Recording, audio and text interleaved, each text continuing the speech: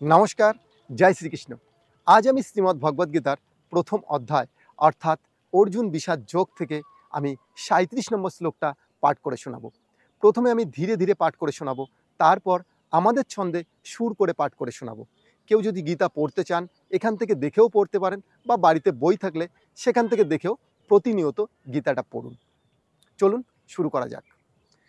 তস্মান নারহা বয়ম হন্তুম ধাতরাষ্ট্রান সবান্ধবান স্বজনম হি কথম হত্যা সুখিনঃ শ্যাম মাধব।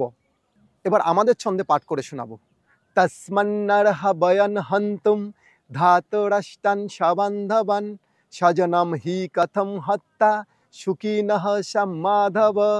এখানে অর্জুন ভগবান শ্রীকৃষ্ণকে বলছেন, হে মাধব, এই ধৃতরাষ্ট্র অর্থাৎ এই আত্মীয়দের আমরা বধ করার উপযুক্ত নই, বা বধ করলেও আমরা কি সুখ পাব।